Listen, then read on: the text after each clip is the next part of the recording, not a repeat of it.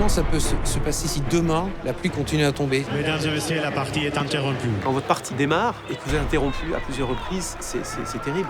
Non mais c'est fou quand même ce qui se passe. C'est incroyable. Pour que les choses bougent, il faut vraiment qu'il y ait une prise de conscience. Je veux dire, aujourd'hui, les stades couverts dans les grands chelems, maintenant c'est un standard, quoi. Et nous, on les a pas. Parfois, il faut savoir aussi se moderniser pour ne pas se faire distancer.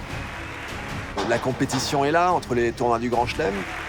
C'est la transformation perpétuelle. Did the wind change your game plan, or could you still play the way you wanted to play? You get to a point where you're just happy to make shots. Due to bad lines, play suspended. Mesdames et messieurs, en raison de l'obscurité, la partie est interrompue. Donc grâce à notre toit somptueux, tout ça sera d'histoire ancienne et on pourra conduire les matchs à leur terme.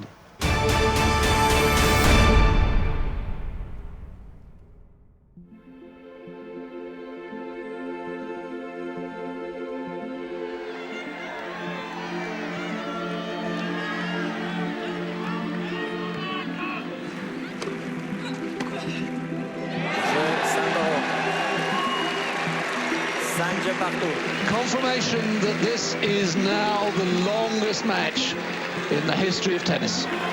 Mesdames et messieurs, la partie est suspendue jusqu'à demain pour l'obscurité. Un arrêt, ça se négocie toujours vraiment ou bien ou mal, quoi. Donc ça change la morphologie d'un match sacrément, quoi. Donc, Arnaud a quelques années de moins que moi, et peut-être que si ce match était prolongé le lundi soir, c'est lui qui serait sorti vainqueur. Parce que j'étais bien entamé physiquement et je l'étais d'ailleurs encore le lendemain. C'est toujours un match qui est pénible pour les deux garçons parce que c'est des joueurs qui se connaissent bien, qui s'apprécient. Et puis, oui, lorsque ce match est fait à rallonge à cause de la nuit qui s'installe. Quand je vois cette situation arriver, évidemment, moi je l'ai vécu, donc ça me rappelle des souvenirs. J'imagine un petit peu ce qu'ils peuvent vivre dans leur tête. Il faut se remettre psychologiquement dans le match et c'est extrêmement pénible pour un joueur. À plus forte raison dans les grands rendez-vous, quand on s'approche des quarts, des demi, des finales de ces tournois du Grand Chelem.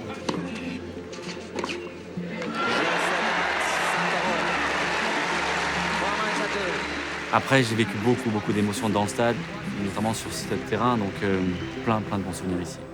Enfin, à Roland-Garros, on pourra aujourd'hui se dire c'est l'histoire ancienne, les joueurs pourront jouer leur match du premier au dernier point sans quasiment aucune interruption.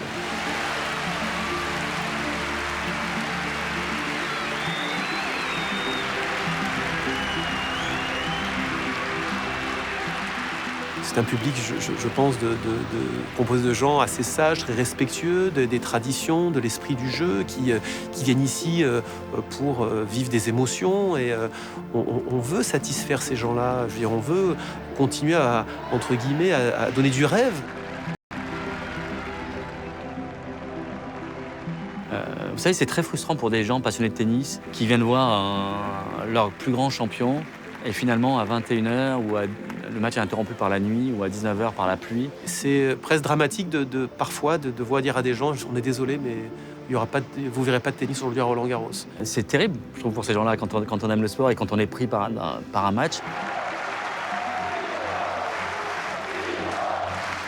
En tant que directeur de tournoi, j'aime bien que le match suivant puisse se dérouler, comme ça les gens ont l'occasion de profiter des meilleurs matchs féminins et masculins.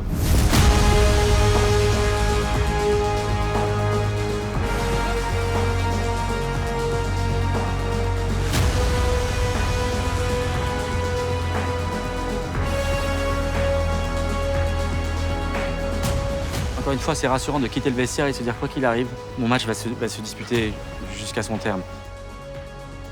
Enfin, ce toit est là.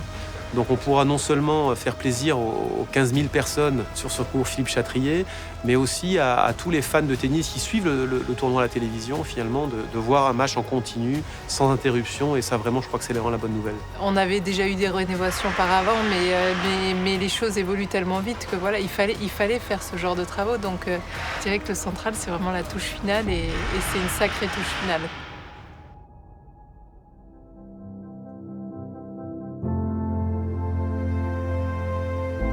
Aujourd'hui, nous sommes en phase 4 donc de ces travaux La phase 4, c'est la livraison du cours Philippe Chatrier.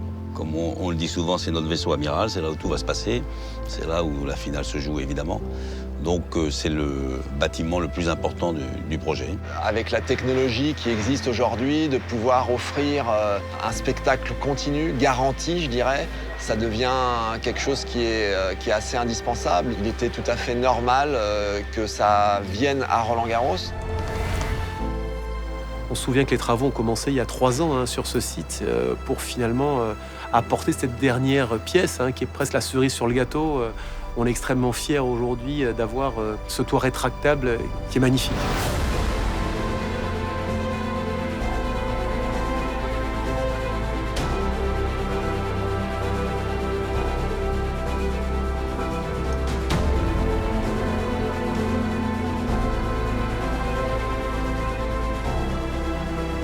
Le toit, c'était assez bien organisé. Il y avait donc deux ateliers de montage, de montage des ailes, parce que les ailes arrivaient en morceaux, 105 mètres de long, donc elles n'arrivaient pas à 105 mètres d'Italie. Les ailes venaient en plusieurs morceaux, en 7 morceaux, pour former une aile.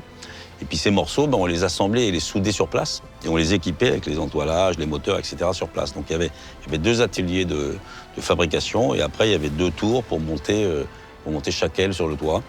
Donc chaque aile fait 350 tonnes, donc on avait des tours de hissage qui pouvaient reprendre une charge de 600 tonnes. Et donc on était sur une cadence d'environ 3 à 4 semaines entre chaque aile. Donc c'était une prouesse technologique d'arriver justement à les assembler juste derrière nous pour les monter une à une sur ce cours Philippe Chatrier. Au début, c'était très impressionnant, puis au bout de 2 ou 3, on dit c'est facile, ce truc-là, finalement. Mais c'était facile parce que c'était très très bien étudié avant et bien organisé. On a eu 1 mois d'avance sur le calendrier. On a hissé la dernière aile, l'aile numéro 11, avec 1 mois d'avance. Quand vous voyez le dessin d'architecte, les montages numériques, etc., et ce qu'il y a là maintenant, c'est exactement pareil. Le cahier des charges a été parfaitement rempli par l'entreprise. Alors pour tester ce toit, il a fallu le faire fonctionner. Alors effectivement, notre inquiétude, c'était 4000 tonnes qui rentrent en mouvement. Comment ça va se comporter? Est-ce que ça va être bruyant? Est-ce que ça va être stressant? Est-ce que ça va être perturbant? Au début, on avait pas mal de problèmes de vibration. Ça vibrait un peu, on avait une sensation, c'était du confort. C'était pas de la solidité, c'était du confort. Mais bon, et finalement, les techniciens ont trouvé le toit, il est contrôlé, la vitesse est contrôlée, il y a des capteurs partout pour que les moteurs marchent à la même vitesse, parce que les moteurs de devant, ils vont plus vite que les moteurs de derrière. Donc on a simplifié un petit peu et on a trouvé la solution pour que les capteurs n'emmerdent pas trop les moteurs, pour qu'ils ne vibrent pas et qu'ils puissent avancer doucement. Donc pour que ce mouvement il soit souple, silencieux, discret, pour que le public ne s'aperçoive de rien. On n'a vraiment aucun bruit lorsque ce toit il se déplace. Ça nous a même surpris, c'est bluffant. Mais on l'a fait fonctionner depuis le pupitre des portées qui est sur l'aile fixe. Donc on était en haut avec les gars et on a piloté le toit directement de là-haut. C'est effectivement important d'avoir le toit, mais c'est surtout important d'avoir de la lumière. C'est complètement dissocié. La lumière de la toiture mobile, c'est vraiment 2 choses indépendantes. On peut fermer la toiture mobile sans allumer la lumière, ou on peut allumer la lumière sans manœuvrer la toiture. On est obligé d'éclairer pour pouvoir finir le tournoi. On ne peut pas commencer le tournoi à 8h du matin et finir à 18h30, c'est pas possible. Donc on garde des horaires classiques. Tous les jours, on verra des matchs en nocturne, donc ça nous permettra de mettre en pratique et de tester nos systèmes de lumière artificielle. Ils sont extrêmement performants. La semaine dernière, par exemple, on a essayé pour la première fois les lumières avec des joueurs sur le terrain. Déjà, tu allumes plein faux. Après, on fera une mise en scène de la lumière sur le cours. OK? Je t'appelle.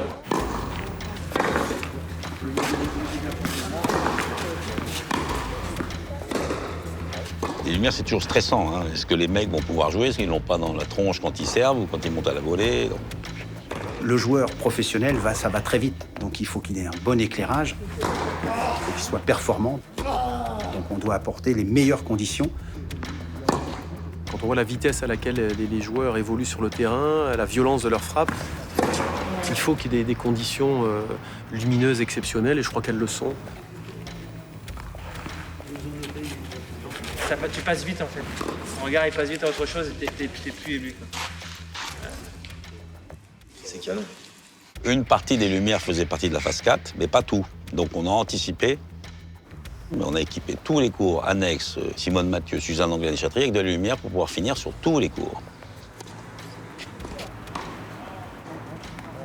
après, la lumière sur les autres courses, c'est fait pour finir les matchs. Voilà, pour pas les remettre au lendemain, parce que c'est toujours pénible pour les joueurs, pour les spectateurs. Donc on allumera la lumière pour quand il y a un match qui est en 5-7 et qui finit à 10h30 le soir, on va pouvoir le finir. Est-ce qu'on peut éteindre le 14 et baisser les drapeaux? On était sur le 14, celle-là, vous le ressentez plus ici. Et c'est valable aussi de l'autre côté? Ici.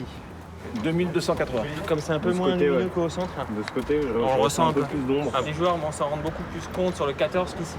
Quand on voit les autres grands chelems, surtout l'Australian Open, autant se rénover, autant se remettre en question et voir que Roland fait la même chose, moi je trouve ça génial. Et ce qui est intéressant, c'est d'essayer de se projeter justement sur des matchs du soir à Roland-Garros. C'est vrai qu'il y a toujours une atmosphère un petit peu différente quand on joue en fin de journée. Et là, de pouvoir finir dans la nuit, effectivement, ça va promettre des matchs assez intenses émotionnellement et ça va être hyper sympa pour les spectateurs.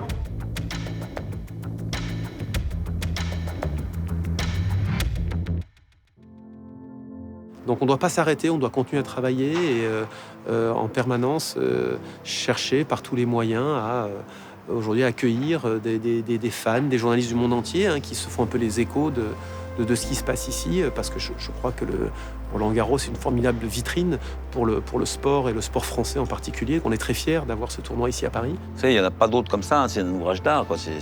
Chacun a son stade et celui-là, il est très particulier quand même. Puisque depuis les Serres jusqu'au Fond des Princes, en passant par le cours Philippe-Chatrier, c'est un stade fabuleux. Il n'y avait pas deux chemins à prendre. Il y avait resté un vieux tournoi vieillissant et qui se faisait distancer par les autres, ou se moderniser et transformer le stade. Donc en fait, il n'y avait pas de plan B, il n'y avait qu'un plan A, il a été choisi par la fédération. C'est marrant parce qu'on se dit qu'on est au même endroit et en même temps ailleurs. Je pense que ce stade, depuis que je le connais, il s'est transformé, il a évolué. Et donc aujourd'hui, c'est une fierté et on a hâte de faire découvrir maintenant tout ce beau stade à toutes les populations qu'on va accueillir pour le prochain tournoi. Voilà, les racines du jeu à Roland-Garros sont nées ici, elles sont restées ici. Donc d'un point de vue émotionnel, je trouve que c'est quelque chose de riche et on doit être fiers de tout ça. Ça c'est bien aussi, les poteaux en bois, d'être revenu à ça. Ça, c'est la tradition. Et désormais, c'est ici que s'écrira l'histoire. Voilà, et aujourd'hui, je suis directeur du tournoi et je l'ai vu grandir, changer, se métamorphoser. Et oui, aujourd'hui, on a tous, à la fédération, beaucoup de fierté, justement, chaque jour à être ici.